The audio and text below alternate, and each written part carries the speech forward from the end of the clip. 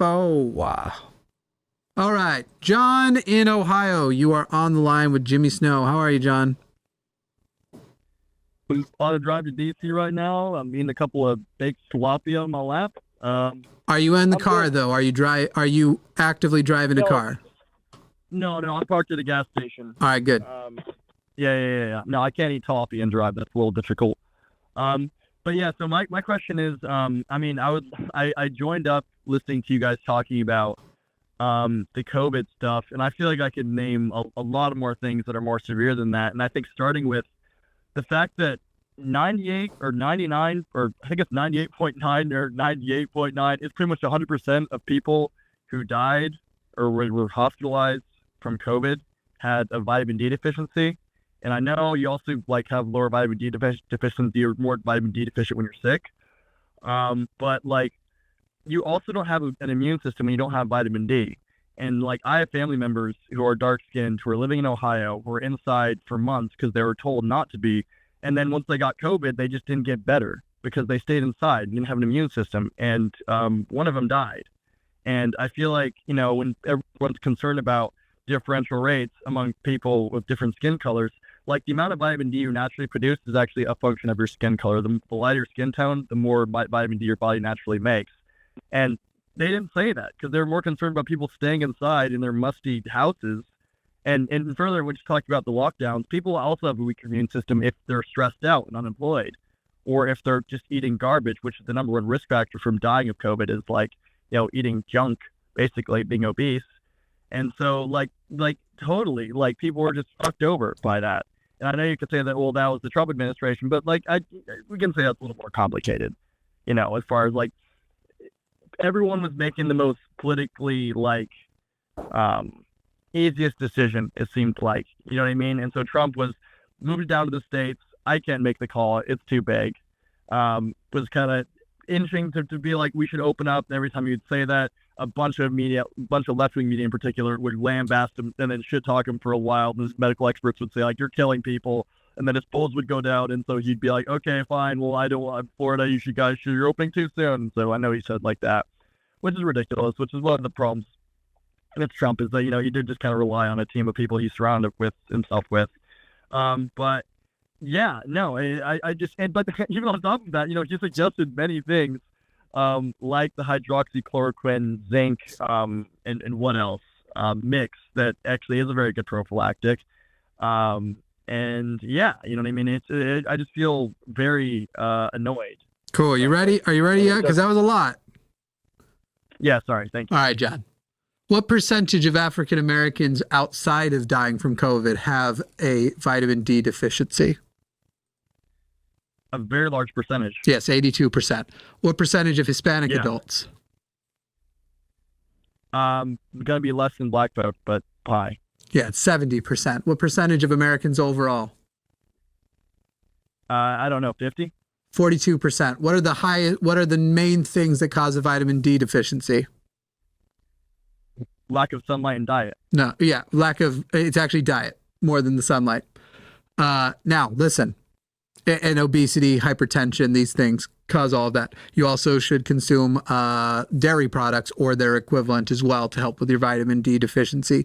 The fact of the matter is most Americans, most non-white Americans have a vitamin D deficiency, and nearly half of Americans overall do.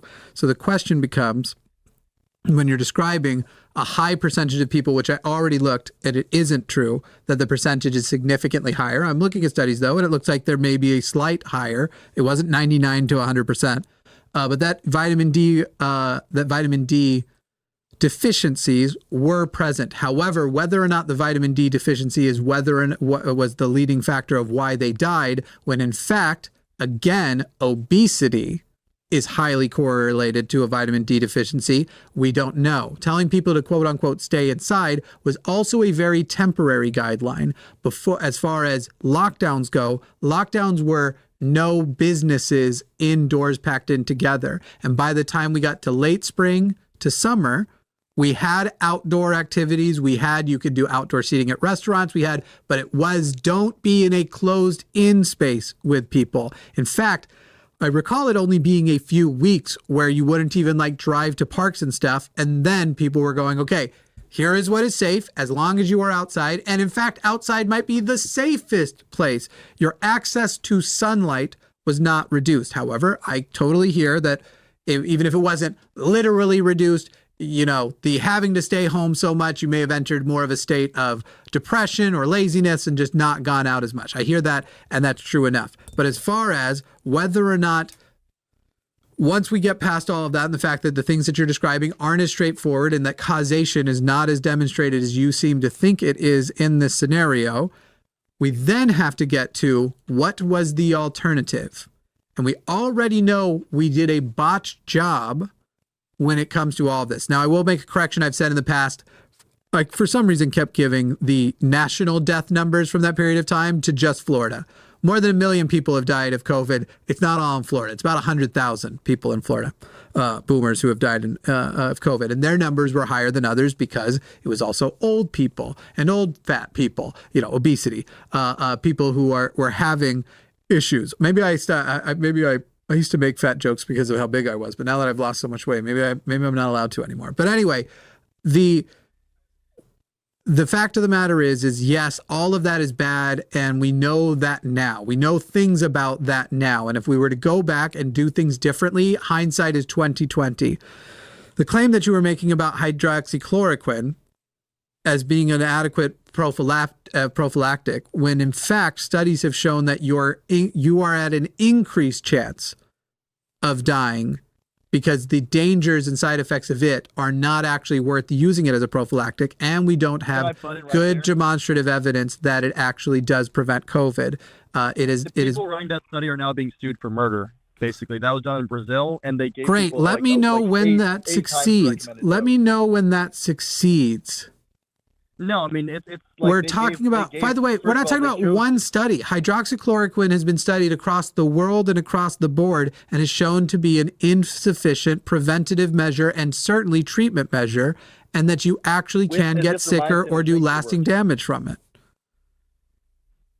What? So, like, there was like one study. There were many more than one. Okay. I'm not going to argue about hydroxychloroquine. It's kind of, I feel like it's ridiculous that we are, because I feel like that's been very well proven. And to suggest that it was also a point, hydroxychloroquine together. Even if you agreed with him on it, you're sitting here going, and by the way, let's say he was right. He wasn't, but let's say he was right. You're celebrating that the broken clock got the time right twice in the day, because it's still the same guy who said bleach and sunlight in the body.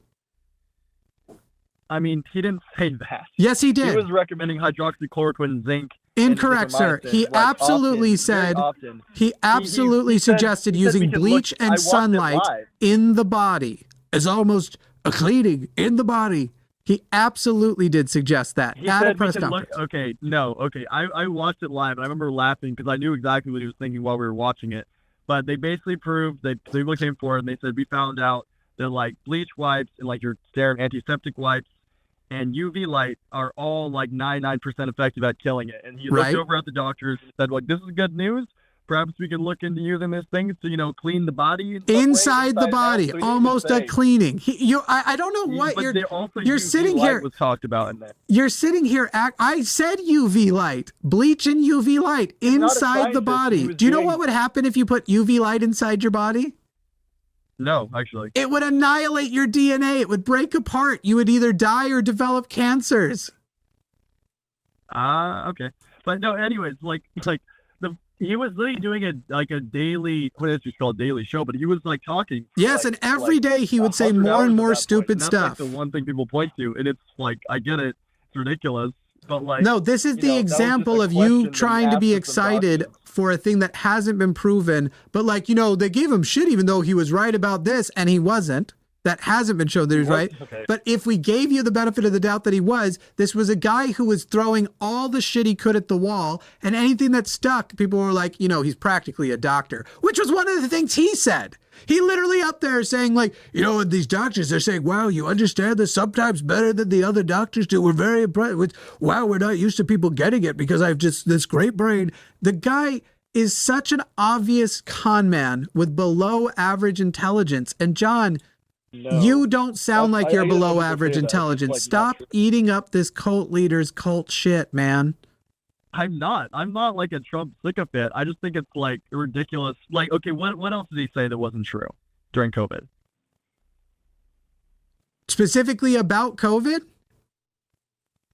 Sure, you can be more vague than that, but I was more specifically talking about remedies that were not legitimate. Because you gave one example, brother, which he was more asking as a question. No, he wasn't. He was absolutely saying, and he was trying to, he was literally trying, he was suggesting that he was coming up with this great idea on the spot, acting like, and this is what he refers to. You're telling me you haven't seen it. I have absolutely seen it multiple times, John. You're full of shit right now. I've seen it multiple times, and I know what the man is like, and I watch his rallies, almost all of them, John, and I know the way he likes to claim tacitly that he was the person behind everything. The guy actually likes to speak as though he invented the vaccine. So let's talk about his biggest lie when it comes to COVID, that we were going to get this vaccine quickly and distribute it far and wide. What happened when Biden got into office? What distribution plan did they find for the vaccine that was ready to go? What distribution plan did they find? I don't know, actually. Yeah, this is once again people speaking very confidently about those foundations, which they don't know. Because they forced me to get a booster. Okay, good. You should get a booster. You should get another booster. I hope they actually come into your house and put it in your throat. Everyone get a booster. Because they're still vaccinating a mix between Omicron and original COVID, which is not what's circulating. That'd make me more vulnerable. Sir, they're literally, as of this month, the most recent strains are in the new vaccine, and now you can get a hybrid that also gets you the flu at the same time. Excuse me? That they don't update the strains anymore. They stopped that. They literally just updated the strains. I watched them do the news conference not 3 weeks ago where they were saying to people who are asking, should I get it now? If you are at low chance of exposure, if you wait 4 weeks, the updated vaccine will cover it. Literally, the new vaccine with the new strain coverage is going out right now. Okay, the biggest lie was that we are going to get this to everybody fast. He was in office. The vaccine was ready to go before he left office. Biden took over. They went, hey, let's see the distribution plan. They were handed an empty notebook. They did not develop a distribution plan. So Biden very quickly developed one, very quickly released stores to specifically governors, mostly in blue states, who had already suspected this was the issue. And basically, as soon as they got their store, they were able to do their initial distributions. And then the rest of us were able to get it. Vaccines went into his arm very quickly, and he got the best experimental care and got to be saved by, I think it was a remdesivir, I think was what they used on him. And now we have these other things like the therapies that are now better and got out faster, and we had more money to get those into place because of the Biden administration. Literally, the vaccine, which unfortunately people are so wrong about, hopefully you're not, is one of the greatest scientific marvels of the modern world, and the therapies as well. And those got to everybody because of Biden, not Trump. Okay. Yeah, no, dude. I mean, I got the initial vaccines, like, thinking it was going to be a good idea. It was a good idea. I'm glad I didn't get the boosters anymore, honestly. You should keep getting the boosters. Yeah, the data on that's not good. You definitely should keep getting the boosters. That's absolutely insane, dude. You should definitely keep getting the boosters. You should protect yourself and other people and get the boosters. If you're, I mean, like, you know, there's like still the death rate of COVID is going lower and lower every day. Yep. And I don't even mean like continuing now. I mean, like from in the past. They're up. Yep, you should get your flu shot too. You should get your flu shot as well, since the flu has an even lower death rate than that, because long COVID still is a thing. You get more ubiquitous strain coverage, and it is not worth getting. It'll also shorten the period of time that you have it and are infectious. You absolutely should keep getting it. The benefits way, way outweigh the risk. You should definitely keep getting it. I really don't get sick that often. It's not about just you. Are you going to address the biggest lie? Are we just skipping the biggest lie because that one was tough? Because I did present it to you. Is that one tough? Wait, what'd you say? Are you going to respond to the fact that I gave you the biggest lie? I can list others, but I literally gave you his biggest COVID lie. So you're saying the biggest COVID lie was the fact that he didn't have a plan to roll He said he had a distribution plan, and much like his replacement to the ACA, he did not. I mean, I personally have never have heard him talking about rolling out the vaccine. In fact, more and Right. more. I mean, he more. I'm more positive you generally, haven't he heard talks about many him of the distancing things. himself. I'm positive you live in But, a sort of like- confirmation bias style world where you don't hear lots of stuff, because he absolutely talked about. In fact, he was using another lie when he was talking about it and amping up the vaccination to come out. He started saying this back in, it would have been right before I got it, so it would have been February of 2020. He started talking about it's gonna go away one day like magic. It's gonna go away, and then when it didn't go away and everything went to shit, he started using that exact same language as they're describing that they've got this vaccine, they're going to distribute it, he's going to get it, and he got it many weeks before everybody else did, despite the fact that they could have distributed it earlier. If no other time, even if you want to say, well, you know, that would have been crazy for everything logistically, in the months between him losing the election and leaving, he basically did nothing because he felt he owed the country nothing. Did nothing to develop that plan. And they literally come into office on day one and go, we have the vaccines, but we don't have a distribution plan. The fuck is wrong with us? That was their thing to do. I honestly, I mean, I don't know. I don't remember him ever claiming that he had a vaccine distribution plan. Like I said, I just remember him talking about that he made the vaccine. I honestly, I like the idea that the states would be the ones handling that. We're going to give you the vaccine and you guys roll it out. I don't like the plan that they end up coming out with because it ended up prioritizing equity, like ostensibly to the deaths of people. Because basically they said, well, too many old people are white because white people live longer for complicated reasons.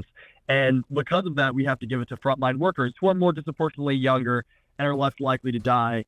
But like that's how we equal out the amount. John, I bet you are so good at quarterbacking the day after. The logic between frontline workers was literally that these people, the justification for frontline workers was none of the bullshit you just made up where you're trying to turn it into a eugenics thing, because there were states that didn't handle it as poorly as Florida and their old people didn't die in such a massive amounts. Guess what? They weren't red ones. Eugenics thing. I don't say anything about eugenics. You're describing the actual reason they gave it to frontline workers is that at the time it made sense that if you hit the people who are the most likely to pick it up and spread it because they are seeing the most people, you'd be able to take the biggest chunk out. And by the way, that played out.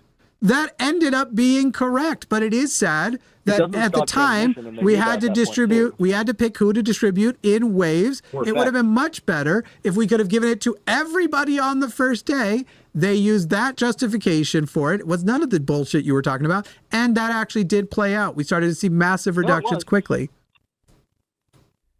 I mean, I'd say first of all that, the mass reduction thing is, I'm not sure about that.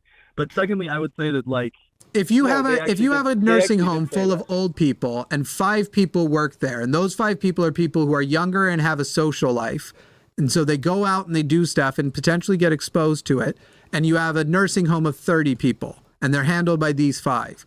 Do you vaccinate, if you've got 5 vaccines, do you vaccinate 5 people in the home who live there, or the 5 people who are going out and coming back? That's literally the logic behind it, because they would be the most likely people to infect that nursing home. I would say a couple things. First of all, I mean, my understanding is that the data, I mean, it's worse than, my understanding is like the data is that it's worse than just saying it doesn't affect transmission, for one. But like, even like from my own anecdotal experience, right after I got vaccinated, like a month or so after, I visited my whole family. And one of them, the anecdote lines up with the data, so it's I feel like it's fine to tell. But I gave it to my 85-year-old. You haven't established that it lines up with the data. You just said that you think that that's what the data says. And so far, we've shown that you don't actually know what the data says. I know it doesn't affect transmission. I was saying I think it actually might be worse, because it might have actually, for one, it might have actually created Omicron. And like, if you've already, you think the vaccines created Omicron? Yeah, no, that's why it was vaccine. That's why. Okay, John, you are a conspiracy theorist. We're at 20 minutes now. Give your last minute of conspiracy. No, evolution. You are Omicron had plenty of insane without chances to realizing that. mutate in large populations of people who are allowing the viral loads to go absolutely fucking bonkers. Because the fact of the matter is, if you were vaccinated, your viral load would be smaller and your incubation period would be shorter. So odds are, by some many millions to one, that the mutations would have happened in the unvaccinated population more likely than the vaccinated. I'll give you 30 more seconds to spread whatever conspiracy you want, and then we're moving on. That's not how evolution works. Like, if you create a situation, if you're spitting billions, all it takes is one person to make the new vaccine resistant variant. Like, that's just the way it works. You know what I mean? It's like it's almost like the idea where you take. John, you're literally saying the opposite of what is correct. The unvaccinated, the people who are vaccinated, the people who are vaccinated would have less opportunities to mutate. The people who are unvaccinated would have much larger viral loads, and those viral loads would go to people who are vaccinated and have the chance to fight against the vaccine. It wouldn't be the other way around. Jesus Christ. Okay, well, people who understand evolution will understand what I'm saying. Oh, people, John, you have shown you don't understand evolution because I just corrected you. I just corrected you, you moron. Goodbye, buddy. That was so dumb. People who actually understand evolution, I just fixed it for you. Jesus fucking Christ. Oh my God. Hello, everyone. I'm Jimmy Snow. I'm the executive producer of The Line, and at night I sneak into Matt Dillahunty's house and I trade his cereals for other cereals. He comes out and he's like, wait, these are cereals I buy, but I swear I had different cereals. Anyway, would you like to support this channel or any specific show? You can do so over on Patreon or in channel memberships. There are special tiers for special shows or for the channel at large, and it helps us expand programming as well as hopefully very soon launch it in podcast form. Now, also, if you'd like to support, you can like, you can subscribe, you can leave a comment or a super thanks, which is a special highlighted comment that you pay for. Those are fun. And, you know, screw the algorithm, go check out something over here, I suppose. Boy, I hope I can still put those icons there, because if I can't, this is going to look really stupid. I'm going to go buy some Cocoa Puffs and switch out Matt's mini wheats now.